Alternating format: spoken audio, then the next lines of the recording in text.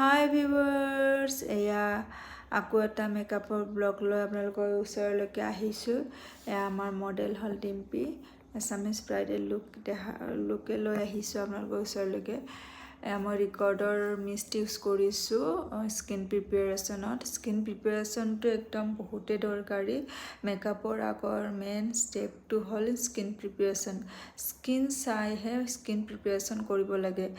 যেনেকৈ তুমি ষ্টেপ বাই step skin preparation কৰা, সেই ষ্টেপতে নহয়, স্কিন টাইপ লৈহে আপোনালোকৰ মানে যিটো স্কিন প্ৰিপেয়াৰেশ্যনটো কৰিব লাগে। মোক নাইকাৰ পৰা এটা প্ৰাইমাৰ পঠাইছিলে, ইউজ কৰি চাবলৈ, সেইটোৱে ইউজ কৰিছোঁ আজি প্ৰাইমাৰত। আৰু আমি ভাবিছিলোঁ আউটডোৰ শ্বুট কৰিম বুলি, ইমান বতৰটো বেয়া কৰিলে, ক'লা কৰি আহিলে, আউটডোৰ শ্বুট কৰাই নহ'ল। ইমান টেনশ্যনত পৰি আছিলোঁ। শ্বুটটো মেকআপ কমপ্লিট হৈ গ'ল, তাৰপিছত একদম আউটডোৰ শ্বুটত যোৱাৰ কথা আছিল, কিন্তু নহ'লে লাষ্টত যে আমি ইনডোৰ শ্বুটে কৰিলোঁ, ডিজাইনাৰৰ তাতে গৈ কেনে। লুকছটো কেনেকুৱা লাগিছে জনাব।